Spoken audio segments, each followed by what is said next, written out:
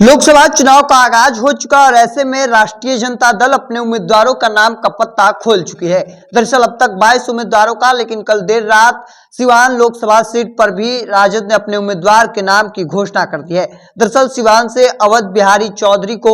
उम्मीदवार बनाया गया है और ऐसे में जो लिस्ट निकलकर सामने आई है, चूंकि पहले भी राष्ट्रीय जनता दल अपने उम्मीदवारों की नाम की घोषणा कर दी थी और ऐसे में सामाजिक समरसता कितनी बढ़ती गई है यह हम आपको बताने वाले हैं। जो आरजेडी के तेजस्वी यादव अक्सर मंचों से यह गरजते नजर आते हैं कि आरजेडी सभी लोगों की पार्टी है, ए टू जेड की पार्टी है, अगड़ा पिछड़ा की पार्टी है, गरीब दलित की पार्टी है और ऐसे में कितना यह सच्चाई है वह निकलकर सामने आ चुका है। अक्सर जब टिकट देने की बारी आती है या मंत्रिमंडल में मंत्री बनाने की बारी आती है तब शायद आरजेडी को केवल यादवों का याद आ जाता है। अक्सर यादवों का दबदबा देखने को मिलता है और उस वक्त अगड़ा हो या दलित उन्हें हाशिए पर रख दिया जाता है, चाहे वो मुसलमान हो, सभी अलग अलग जाति धर्म के लोगों को हाशिए पर रखकर यादवों का दबदबा दिखाने की कोशिश राष्ट्रीय जनता दल करती है। दरअसल लोकसभा का टिकट बंटवारा हुआ, उसमें भी 9 यादवों को टिकट दिया गया है, तो वहीं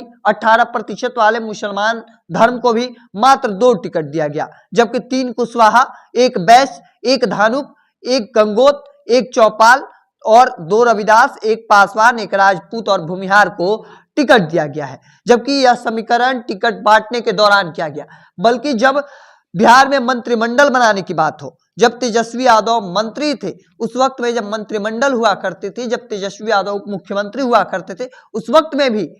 राष्ट्रीय जनता दल से 7 मंत्री यादव समाज से आने वाले थे और ऐसे में यही बड़ी वजह है कि भले ही तेजस्वी यादव, लालू प्रसाद यादव अलग अलग मंचों से गरजते नजर आते हैं कि अगड़ा पिछड़ा की पार्टी नहीं बल्कि सभी लोगों की पार्टी है, ए टू जेड की पार्टी है, तमाम जो बातें हैं वह तेजस्वी यादव कहते नजर आते हैं। हालांकि जब उनका टिकट बांटने का अंदाज जो है वह किस तरह से निकलकर सामने आ रहा है वो देख सकते हैं। क्योंकि भले ही यादव की दबदबा 14% हो पर उन्हें 9 टिकट दिया गया और जिनकी आबादी 18% है वो ने 2 टिकट दिया गया है और ऐसे में कहीं ना कहीं एक बड़ा सवाल खड़ा होता है। चाहे वो मंत्रिमंडल बनाने की बात हो तब भी 7 यादव बनाए जाते हैं मंत्रिमंडल आरजेडी कोटे से और ऐसे में अन्य जो जाति धर्म है उन्हें शायद हाशिए पर रख दिया जाता है, चाहे वो दलित हो, चाहे वो मुस्लिम हो, चाहे वो अगड़ा हो, चाहे तमाम जो जाति धर्म है उन्हें। चूंकि तेजस्वी यादव यह सोचते हैं कि जो 14% यादव हैं वह हमारे साथ हैं, वो भाजपा में